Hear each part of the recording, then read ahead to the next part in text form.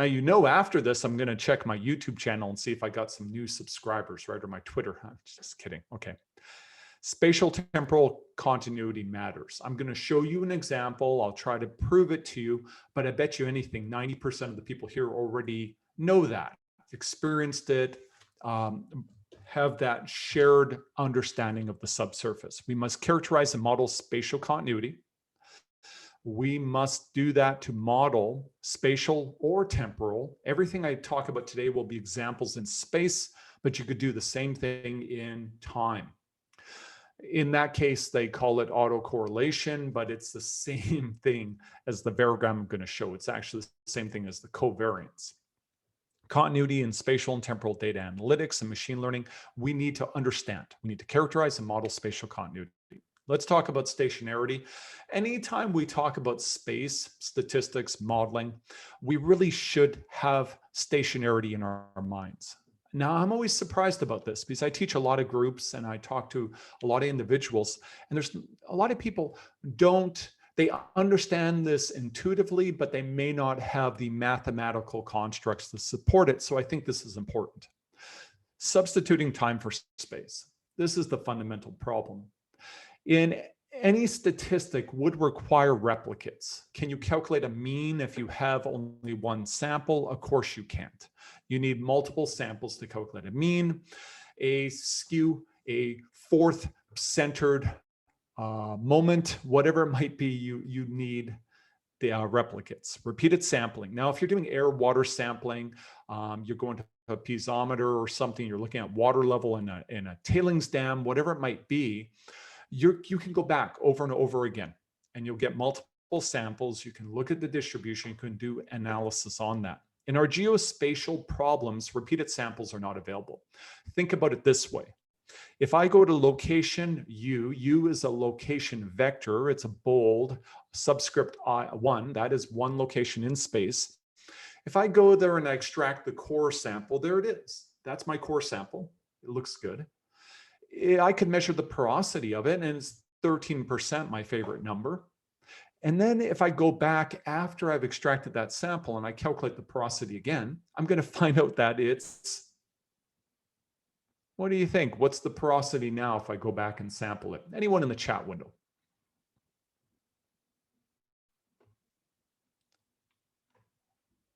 All right, 1.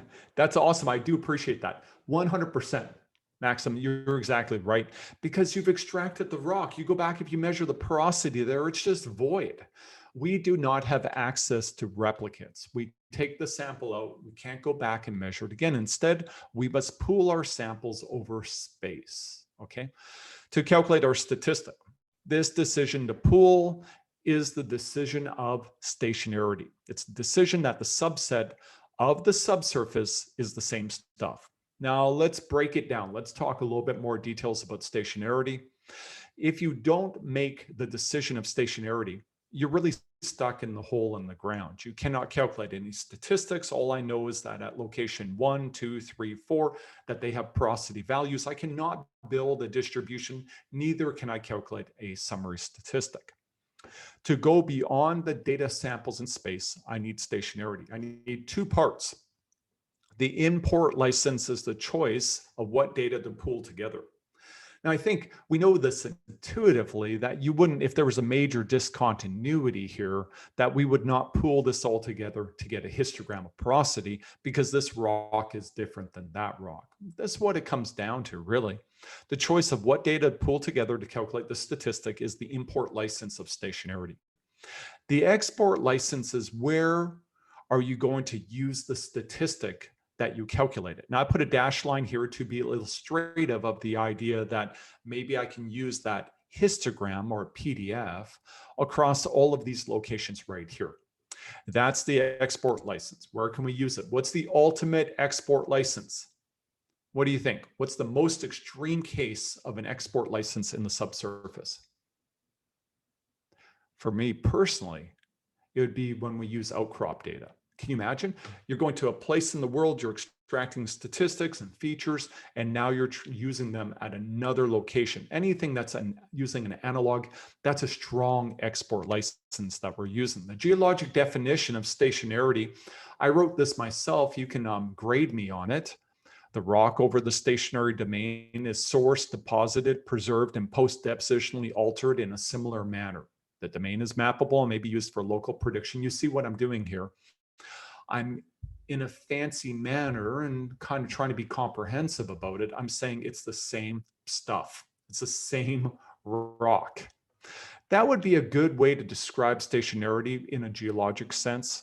If we look at this example right here from the Punta Barossa formation here over in Chile, you can see that they've mapped out specific sequences or units and said, well, okay, S4, S6, maybe they're each stationary domains, similar deposition.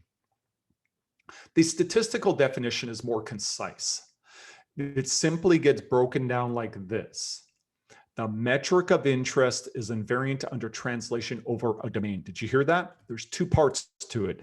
2 is the magic number today. The metric, what are you measuring? And over what area or volume is it going to be stationary? So how do we describe stationarity if we want to come at it from a geostatistical perspective? Stationary means the expectation of the feature of interest Z at locations U bold, that's a location vector, is equal to a constant. In other words, the expectation is a constant mean. That means there's no trend in the mean. You notice how the mean has no location vector. In other words, it doesn't change over the locations that we're considering. Stationary distribution, well, the capital F, many of you will recognize that is a CDF. The CDF of Z at locations U are equal to just a CDF without the location vector. In other words, it's the same everywhere. We can do that with any statistic. We'll cover the semi-variogram right away. Okay, we can extend this to any statistic of interest. I think it was valuable to spend the time on stationarity. Why? The variogram, spatial continuity, is a statistic calculated in space, and we do assume its stationarity to pool and use it elsewhere. So we need it. Spatial continuity. Let me, to those of you who may doubt, and I don't think there'll be many, that spatial continuity may matter. Here, I propose for you a very simple example. 1,000 meters by 1,000 meters. It's two-dimensional. We got one injector, 4 producers. This is some type of a water flood would be the situation, hydrocarbon water flood. We got the porosity distribution, the permeability distribution. Those of you recognize that this is a Gaussian distribution, this log normal distribution drawn schematically, but you see the basic magnitude of the values. Those are going to be held constant. Let's go ahead and make some models. Two-dimensional, so we can look at them. I'm only going to show permeability. I will tell you that there's a good permeability to porosity relationship where permeability is high, porosity is high. Okay, this model versus this model. Do you see a difference? What's the spatial continuity of this one versus that one? Now, if you're looking at the one on the left and you're thinking no spatial continuity, you're actually completely correct. That is complete spatial random. I basically just said at every location, draw from the global distribution, impose correlation between porosity and permeability, but they're just random. This right here would be a moderate degree of spatial continuity. Now, the question is, which one is better for water flood? Which one would behave better, or will they be the same? Let's go ahead. Well, what we'll do is we'll use a very simple model. This is a fast marching approach. It's a fast proxy for connectivity.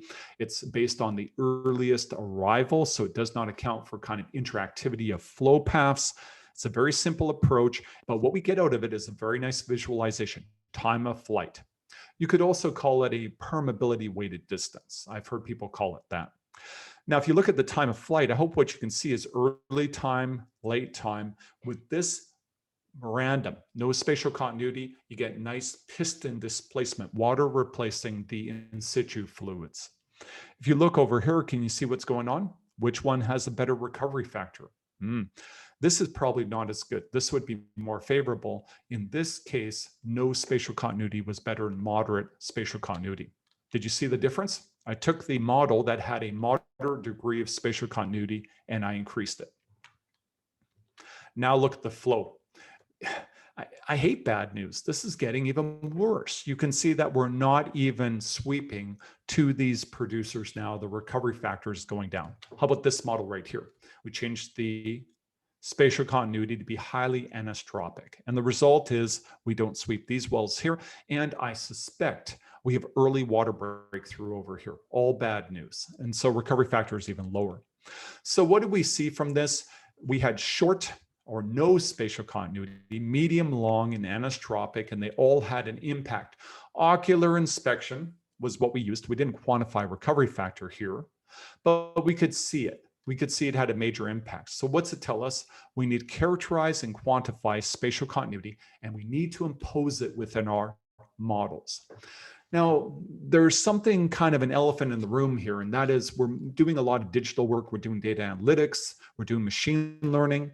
What I'm seeing with my students is we need to account for spatial continuity, even if we're going to kind of advanced deep learning methodologies or more spatial data analytics and so forth. Spatial continuity still matters. I'm always happy to discuss that. Let's define spatial continuity. If I say a word 100 times, I should probably define it eventually, right? Spatial continuity is simply correlation between values over distance. That's what we're going to use. So that's simple. No spatial continuity, no correlation. That was the first image. Homogeneous, I should say, phenomenon. We could call them perfect spatial continuity. There's no variability. There's perfect correlation over distance. So I hope that helps you to give you the end member. Let's define the semi-variogram. Now, I give myself permission for the remainder of our time together. I'm going to just say the variogram. Why do I do that? Well, I'll show you the difference, but what I'm going to say is everybody in the field just says variogram, so I'm not going to bother saying semi-variogram.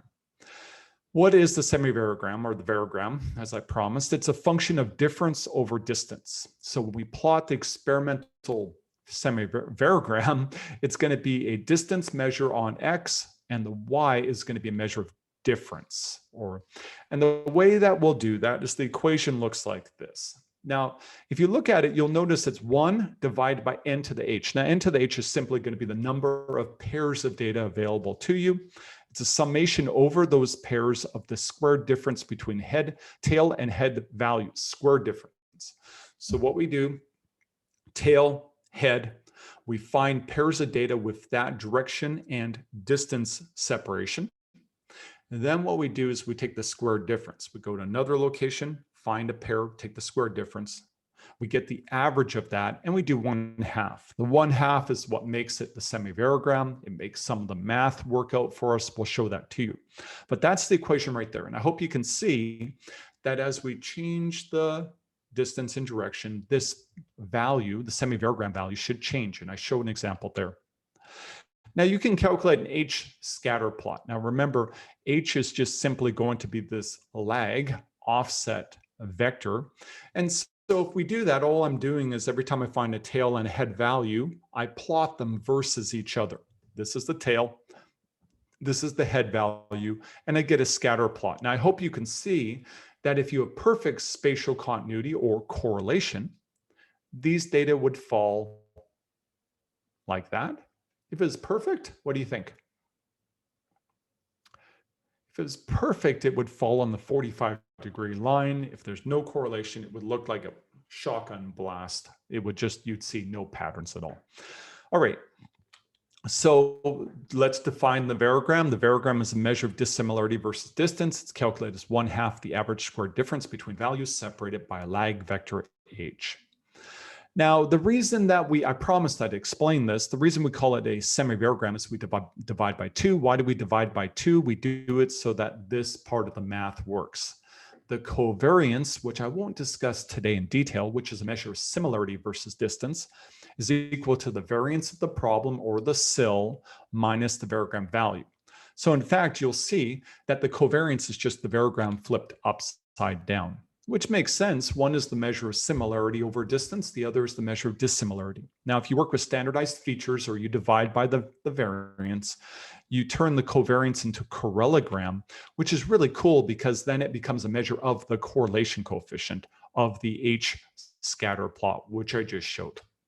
Now that we've defined the variogram, let's go ahead and make a series of observations to gain some intuition about the variogram. First of all, look at this data set right here. I grant you superhuman power that you can see the entire population of the subsurface. And now you're going to calculate the variogram. Look at that. That's porosity. Cold colors are low, hot colors are high. And you could go ahead and calculate the variogram over this model. Okay, let's go ahead and do that. If you calculate the variogram, put your fingers kind of close to each other and now scan over that data set.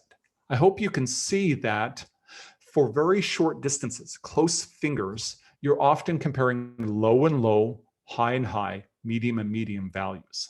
Now take your fingers and go further apart. Scan through it. Keep the same direction, same distance separation, and you'll see you start to compare high to low, low to high, medium to high. What does that mean? As distance h increases, you will tend to have more variability. And that's why, in general, experimental variograms rise. Now, it's not guaranteed, but in general, they will increase. As we increase the lag distance, the semi-variogram values will increase. Observation number 2. We're gonna go to work. We're gonna work really hard here. We have to calculate the variogram using all possible pairs. We don't throw any of them away.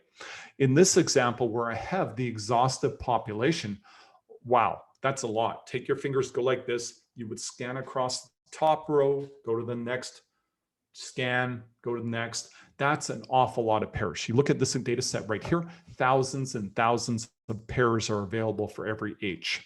Okay, so we're going to look for every possible pair. Observation number 3, you must plot the SILL. This is one of my major complaints about the GSTAT package in R for geostatistics. They don't show the SILL. You need the SILL to interrogate or to interpret a variogram. And we'll do some variogram interpretation here right away. The SILL is equal to the variance. The covariance, or if you have a SILL equal to 1, the correlogram or correlation coefficient of the H scatter plot is the distance from the SILL down to the experimental variogram points. That's very, very important. So now when I interpret a variogram, what I do is I think about how far I am away from the SILL. If I'm half the way to the SILL, the correlation coefficient of the H scatter plot between points with that separation distance of about 200 is going to be equal to 0.5. That's good to know. When I reach the SILL, the correlation coefficient is going to be 0. There's no correlation when you reach the SILL. This is essential for your interpretation. Let's take a look at some examples. 0.4 on a standardized variogram right there, and we have 0.6 correlation, the distance down 0.6. At the SILL, 0 correlation or very close. And above the SILL, negative correlation. You see that? The distance from here to here, that value right there will be the negative correlation for points separated by 30 meters in this example. All right, let's make observation number 4. And this follows on for what we just talked about. When we reach the SILL, we have no correlation any longer. And that distance at which we reach the SILL with the experimental points of the variogram is known as the range. Now, the range is also used as the parameter for the variogram model, and it's analogous. So we can talk about the range as a parameter or as an interpretation of an experimental variogram.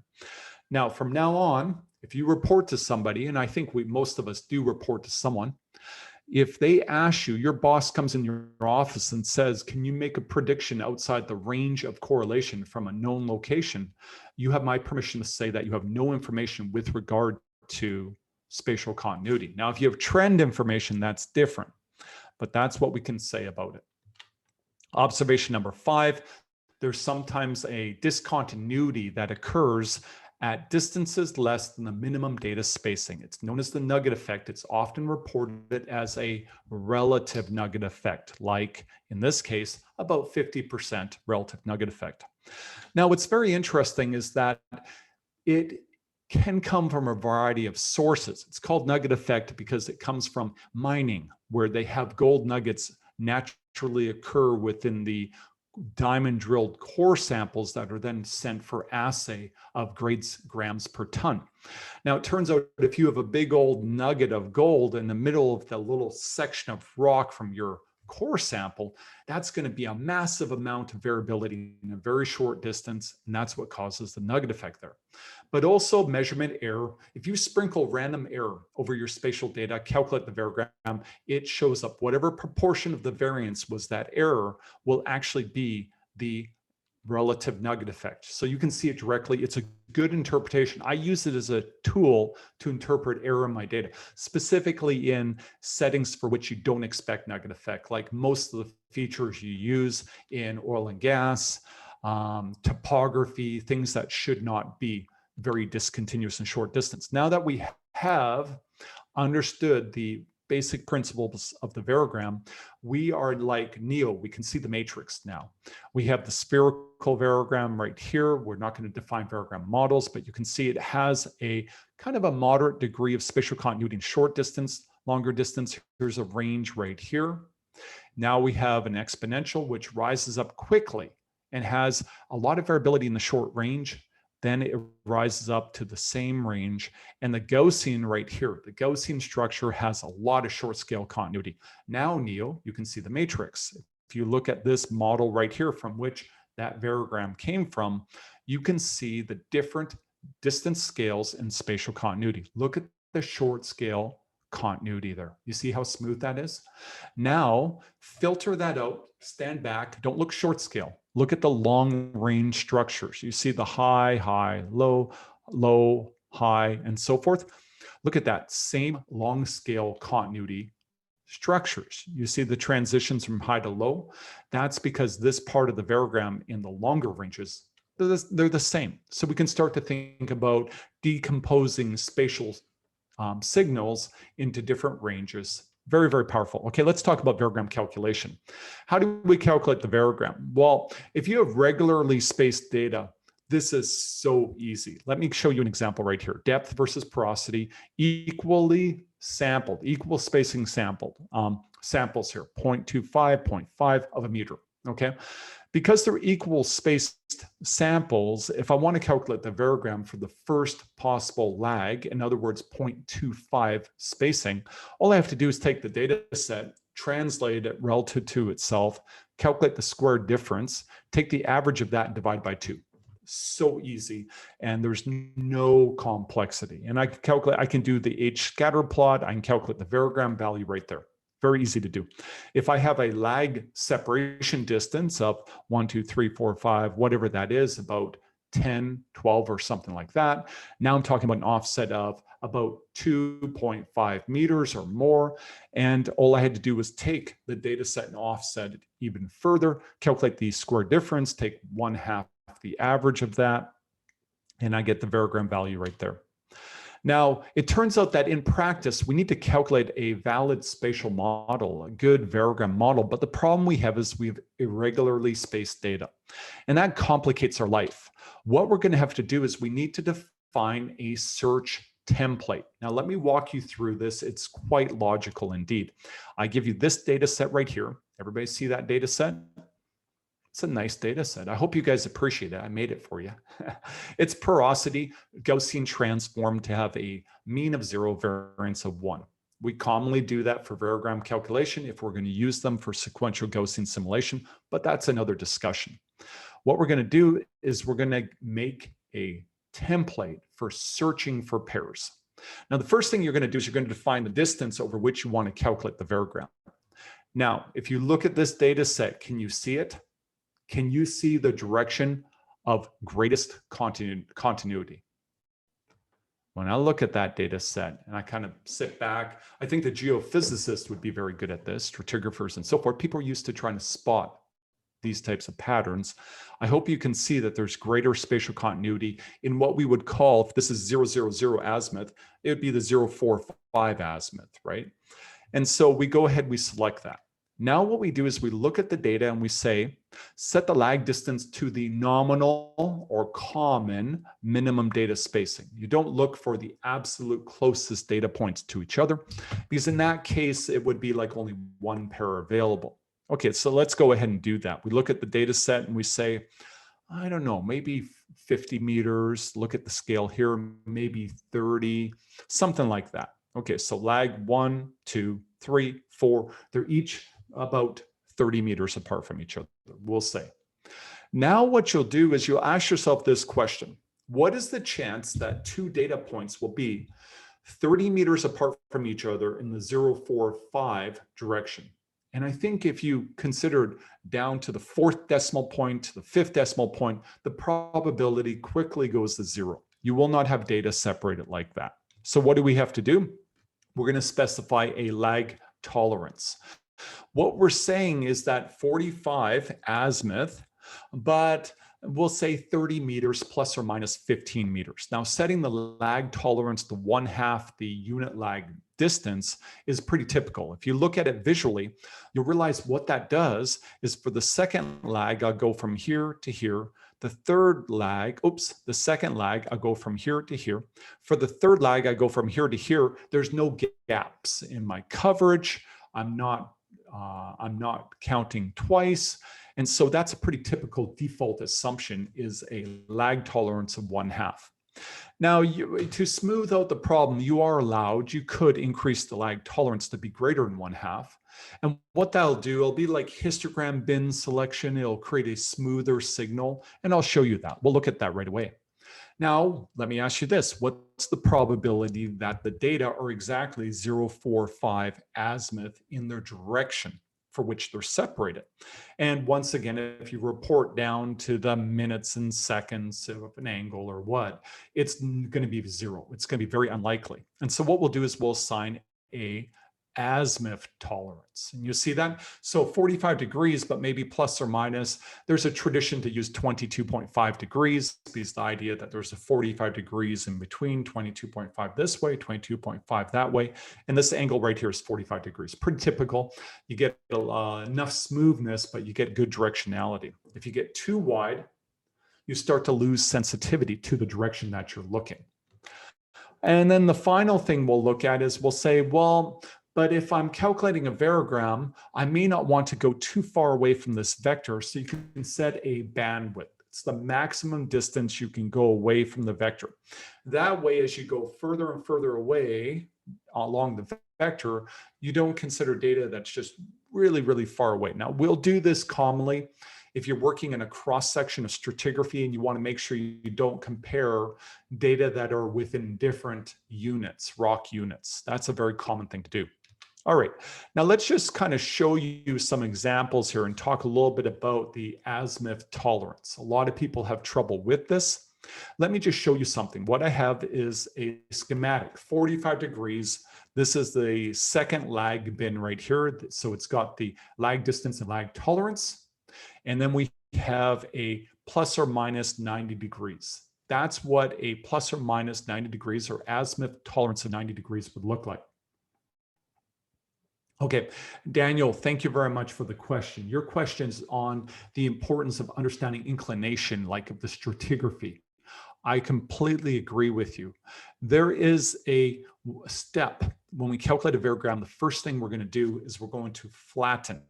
Now, if you think about what flattening is we're simply going to take, if we have stratigraphic units that have some type of bending, folding, and so forth, we'll take it and flatten it out nicely. The reason we're doing that is because then when we do all our variogram calculations, we're going along the straddle correlation. If it's truncated, onlapping, or proportional, and whatever the complexity of the folds, we want to go along the stratigraphy. Thank you for mentioning that. Now, so if we have a plus or minus 90 degrees, what I want to show you is if you take that template and you scan it around through all of the data, what would that look like? Well, I can show you. We literally do. Oh, it's all grouped together. I didn't know I had it all grouped. Let me see if I can ungroup it. I can. What we can do is we take the template and we go like that. And we look to find pairs. We found a pair. We take the template and we go right here. We look to find pairs. We go here. We find our pairs. Now, if we do that with that template, I hope you can see that we would consider all data with plus or minus this from this distance to this distance right here, irregardless of the direction. You can work that out for yourself. If you put a limited azimuth tolerance like this, what will happen is you now impose directionality. Now, you would never take an azimuth tolerance greater than 90 degrees, because if you do that, any points that have this orientation or this orientation, it's symmetric from each other, you would double count. And that would clearly be a bias in your calculation. So we won't do that. And here's an illustration right here of the idea of lag tolerances, where we have lag 1, lag 2. If we use a lag tolerance less than 1/2, we have a gap here, and we have points that we don't use. If we have a lag tolerance of greater than 1/2, we'll do a little bit of double counting and smoothing. That is okay. We can do that in our calculation. All right. I've just explained all the Variogram calculation parameters for the search template right here. And of course, you can see that what you'll do is you'll go to every possible data location, use the template, identify all pairs, apply them to that equation, and you'll repeat that for all lag distances. That's how we get every experimental point. Now let's go ahead. What I'll do right now, and then we'll talk about interpretation, is I'll take an example like this. Now, let's go ahead and we'll start off with a very small lag distance, a very small lag tolerance. We'll increase the number of lags that we're calculating. And so this is an example. Now, if you look at it carefully, I think this might be the same example or a very similar example to what I showed in the course notes. We're going to go ahead and calculate the variogram. Well, we could set the azimuth tolerance to be 90 degrees. If we do that, what's actually happening, and for anyone interested who hasn't seen this before, what this is a Jupyter notebook, and I built an interactive variogram calculator. I loaded the data up. If you check this out on the learning management system, you're able to go ahead and try it out. I think it's good. I do this for my students so they can get experiential learning, I should say. So we set the azimuth tolerance to 90 degrees. Now, I made a statement. Let's show this. If it's 90 degrees, the direction should not matter. So let's go ahead. We can change the direction, 10, 15. That's 0, 2, 0 azimuth. So we're going 0, 0, 0. Now 0, 2, 0, 0, 4, 5. You see I'm just changing it. When I go along, you see the experimental variogram points are not changing. That's because we've been azimuth tolerance of 90 degrees. So that's good to see. That shows us that it's an isotropic variogram. It's independent of direction. If you look at the points on my plot, you see how the points are small and they get bigger and bigger, bigger and smaller. It's scaled to the number of pairs, which is something I love to do because then it helps us communicate or understand the reliability of each one of the points. Now what we can do next is we can go ahead and we can try out some experiments. The first experiment we could do is we could try to calculate a directional variogram. To do that, let's decrease the azimuth tolerance. Now, I decreased the azimuth tolerance to 10 degrees. That is pretty tight.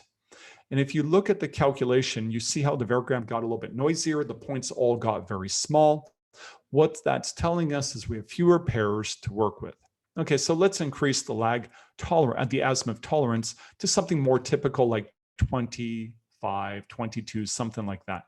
Can you see how it's becoming smoother as we do that? I don't want to go too far because then what will happen is I'll lose sensitivity to direction. I'll start comparing data with too many different directions. I'm not really seeing the major and minor directions of continuity, the directions with the greatest and the least spatial continuity range.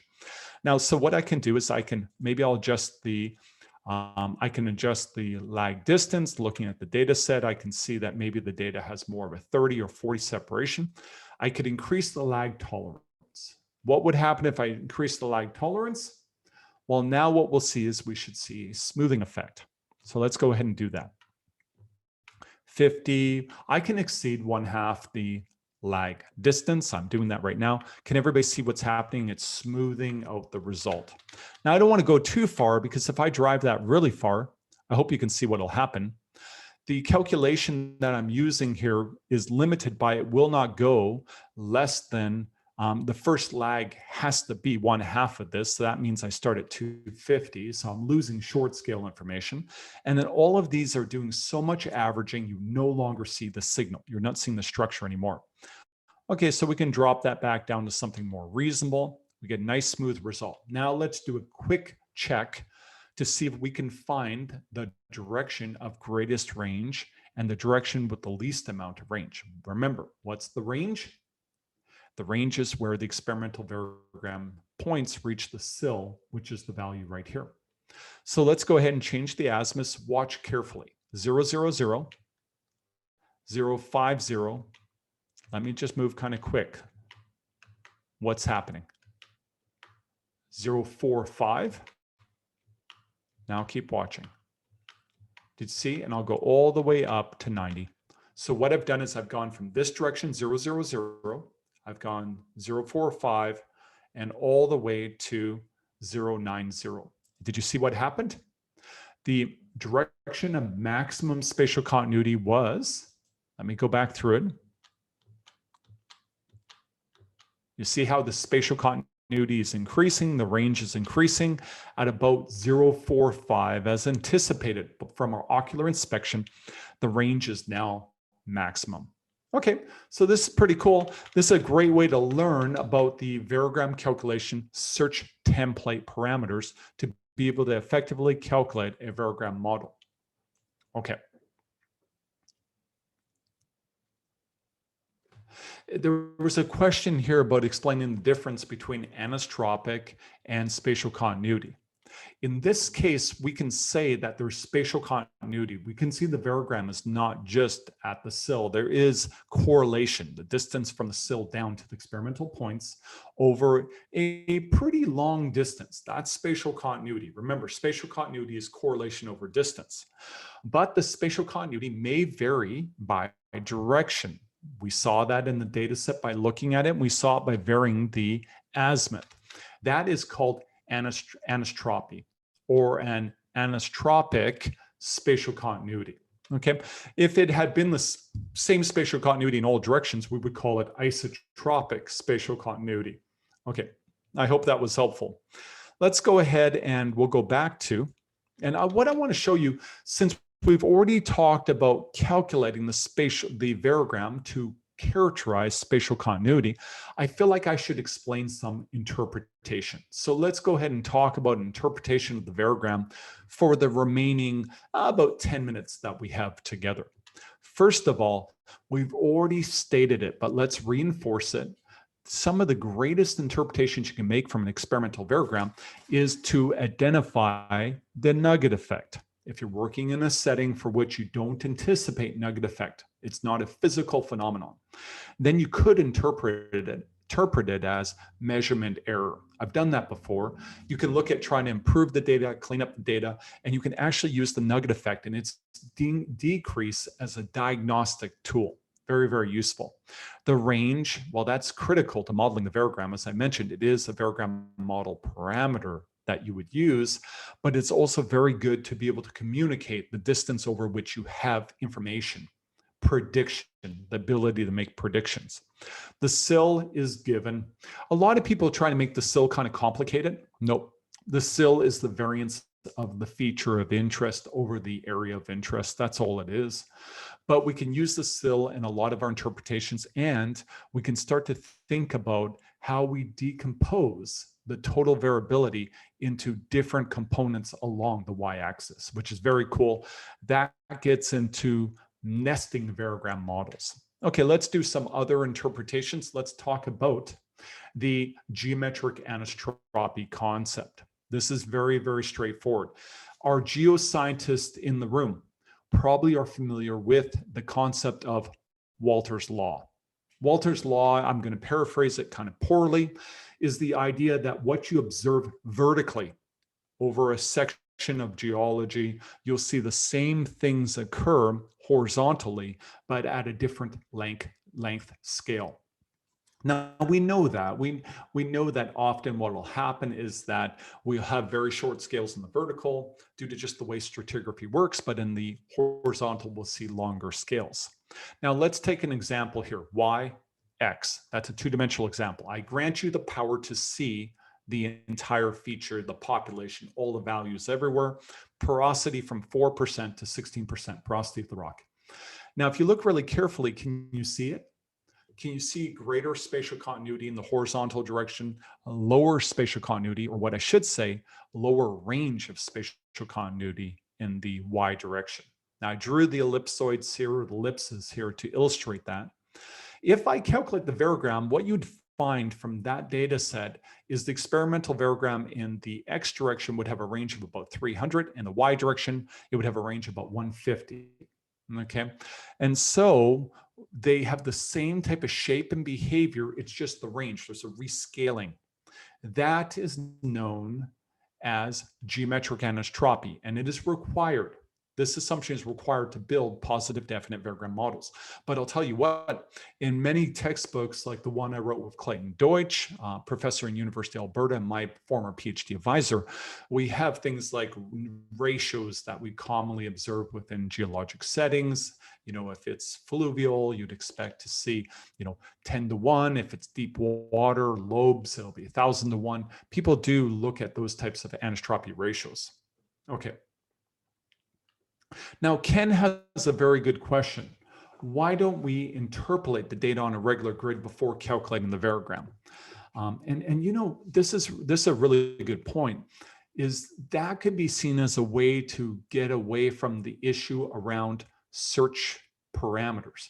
Now, what's very interesting, Ken, if you look it up and you look at a variogram map, what you're suggesting is actually analogous to calculating a variogram map.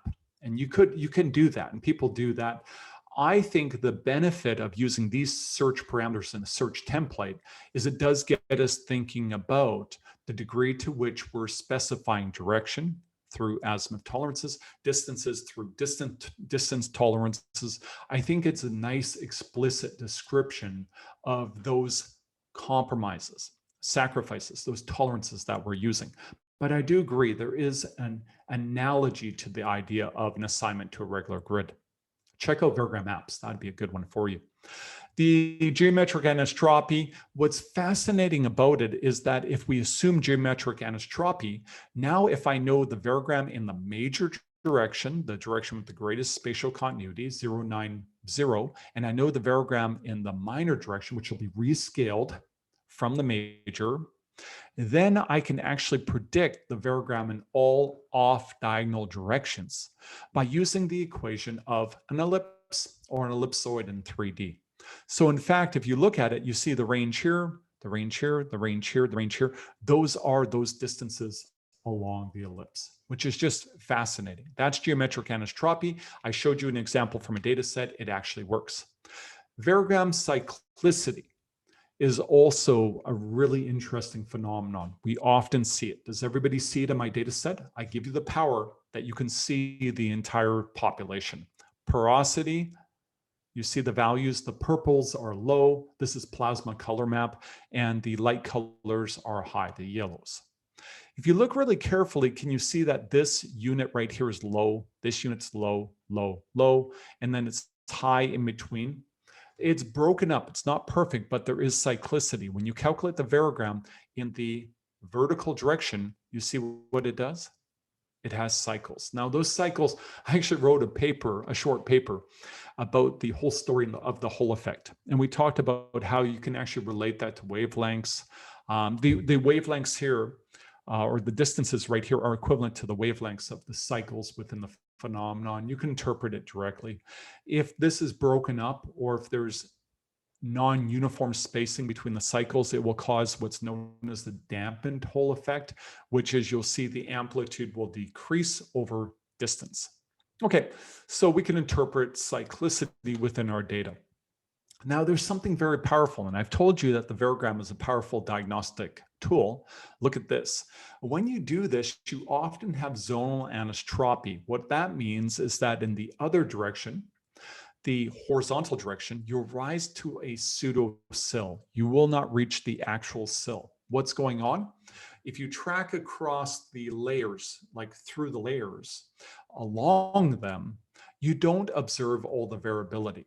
So you never reach the full variability of the problem, 1.0, since it's standardized.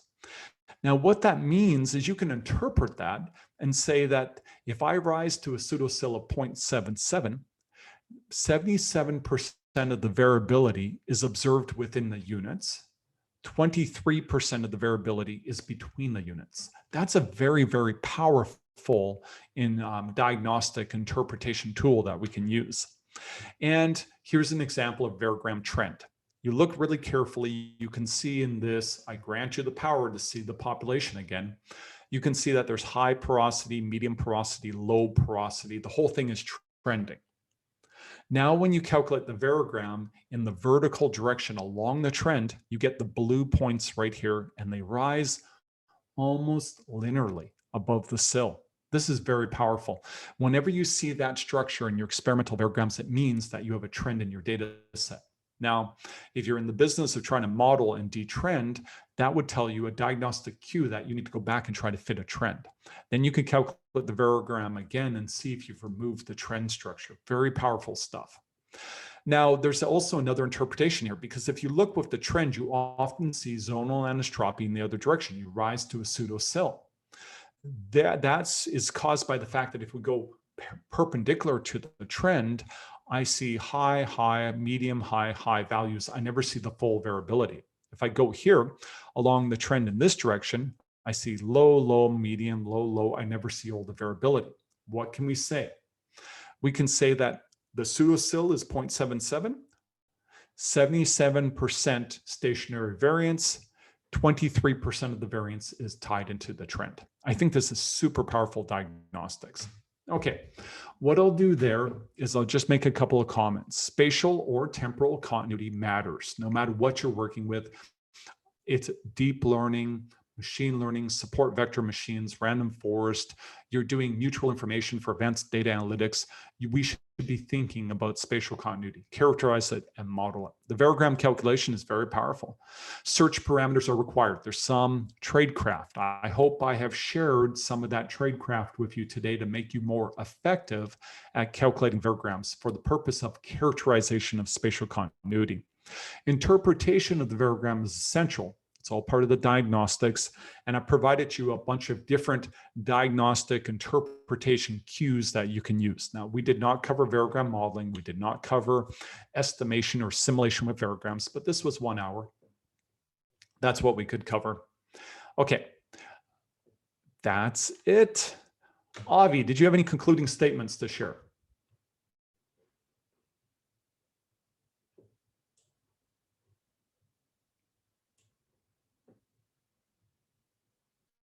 Okay, I'll go ahead and answer a couple of questions. If any, Daniel, thank you very much. I appreciate you participating.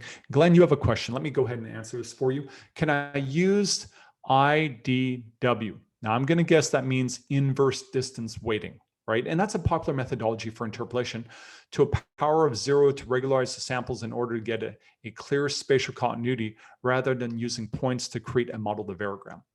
Now, this is very interesting. IDW with a power of 0 is actually going to remove the sensitivity of distance from the inverse distance calculation. They're all the weights are basically going to become uniform because there's a normalization in IDW. That is equivalent to a moving window average type of approach. Now, I'm a fan of moving window average approaches for trend modeling. I do think it's a good idea. The one thing I'd be cautious about, Glenn, is while I agree for trend modeling, you don't want to have exactitude. You don't want to match the data at the data locations. I would still suggest that you use at least a Gaussian kernel for your weights. The reason being is that what I find is if you have extreme values, that it will cause discontinuities based on your window size. And I just think in a trend model, you definitely don't want discontinuities. That doesn't, not for a deterministic trend model. Okay, so I would suggest if you're going to do moving window average, use some type of I use the Gaussian kernel. I have tons of examples where I've done that, and you just get nice results. If we have really dense data, you can get away with just using a uniform weighting kernel. That's fine too. Okay, other questions or comments? All right, I do appreciate everyone joining in. Note when we do courses, we do everything interactive. There's hands-on, experiential learning, discussing, assignments, and so forth. Today, just for the webinar, it's just more of a presentation. So I apologize for that. We usually use the cloud and all that. But I do need to run to go meet with a large software company to assist with some stuff. But I am happy to discuss. I hope this was helpful to everybody. Everybody, stay safe. Thanks, Michael. Appreciate it. Thank you. Thank you, Maxim. I appreciate that.